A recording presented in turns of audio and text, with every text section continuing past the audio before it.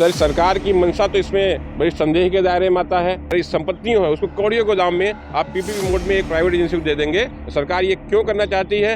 ये ऐसा लगता है कि पूंजीपतियों के साथ है, वो उनके साथ उनके इशारों पे काम कर रही है। इसका पुरजोर विरोध किया जाएगा। एक्सपेरिमेंट के रूप में उत्तर प्रदेश में कर रही है, तो राय नहीं है।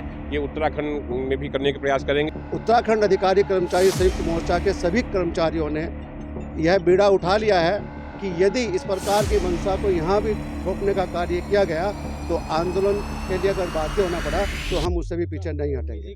उत्तर प्रदेश में ऊर्जा निगम को निजी हाथों में सौंपने के विरोध में अब उत्तराखंड अधिकारी कर्मचारी संयुक्त मोर्चा भी मैदान में आ गया है और रुड़की विद्युत मंडल कार्यालय पर संगठन के अधिकारी और कर्मचारियों ने इकट्ठा होकर उत्तर प्रदेश सरकार द्वारा ऊर्जा निगम का निजीकरण करने के विरोध में रोष प्रकट किया है। वहीं अतिशासी अभियंता अनिल कुमार मिश्रा ने कहा कि उत्तर प्रदेश के ऊर्जा निगम के कर्मचारियों के साथ उत्तराखंड संयुक्त संघर्ष मोर्चा उनके साथ है। अगर उत्तर प्रदेश सरकार के निजीकरण को बंद नहीं किया गया तो मजदूर संगठन को एकत्रित होकर अनिश्चितकालीन आंदोलन के लिए बाध्य होना पड़ेगा।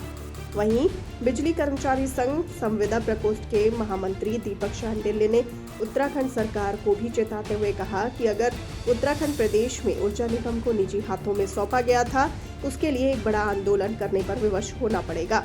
वहीं संगठन उत्तर प्रदेश के ऊर्जा निगम के कर्मचारियों के साथ कंधे से कंधा मिलाए खड़ा है।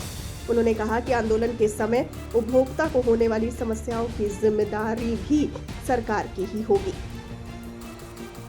उत्तर प्रदेश की ये जो सरकार है, इसने अभी Uttar Pradesh power corporation limited के 2 निगम, दक्षिणांचल और पूर्वांचल, उनको निजी हाथों में बेचने की प्रयास कर रहा है, जिसका कि वहाँ के कर्मचारी और अधिकारी विरोध कर रहे हैं।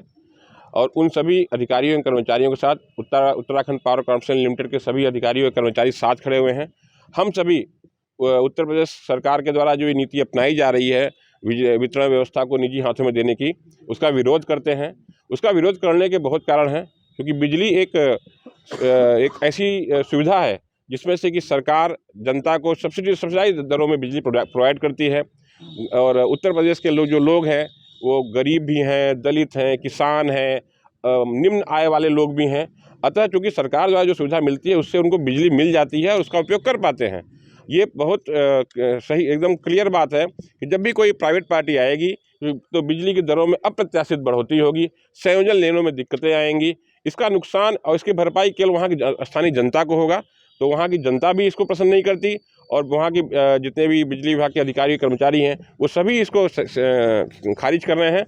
हम आज की तारीख में हम सभी उनके साथ खड़े हुए हैं। सर, सरकार की मंशा तो इसमें बड़ी संदेह के दायरे में आता है, क्योंकि सरकार जो है अभी इतना बहुत ज़्यादा पैसा लगा करके उसने विभिन्न स्कीमों में लाइनों को सही किया है। RDSS की स्कीम अभी चल रही है, हज़ारों करोड़ों का इन्वेस्टमेंट हो रहा है। इससे पहले APDRP स्कीम थी, RAPDRP स्कीम आई, दीनदयाल उपाध्याय ग्राम ज्योति योजना आई, IPDS स्कीम आई। इन सभी योजनाओं में हज़ारों करोड़ रुपए लगा करके लाइनों को सही करने की कोशिश की गई। लाइनें सही है, उन सभी जो है हमारी संपत्तियों है उसको कौड़ियों के दाम में आप पीपीपी मोड में एक प्राइवेट एजेंसी को दे देंगे। तो ये बड़ी अजीब सी मंशा समझ में है सरकार की। और सरकार ये क्यों करना चाहती है? ये ऐसा लगता है कि पूंजीपतियों के साथ है, वो उनके साथ उनके इशारों पे काम कर रही है। इसका पुरजोर विरोध किया जाएगा। उत्तर प्रदेश से अलग होकर ही उत्तराखंड राज्य का गठन हुआ और जो प्रक्रिया वहाँ अपनाई जाती है उसी का परिपालन उत्तराखंड के अंदर भी होता है। चूँकि मंशा ये अब की नहीं है, पूर्व में भी इस प्रकार का प्रयोजन किया जा चुका है, जिसे आंदोलनों के माध्यम से रोका गया है।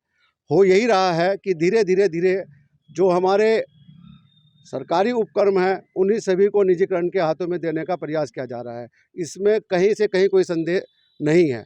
और इसी मंशा को भांपते हुए उत्तराखंड अधिकारी कर्मचारी संयुक्त मोर्चा के सभी कर्मचारियों ने यह बीड़ा उठा लिया है कि यदि इस प्रकार की मंशा को यहाँ भी थोपने का कार्य किया गया तो आंदोलन के लिए अगर बाध्य होना पड़ा तो हम उससे भी पीछे नहीं हटेंगे।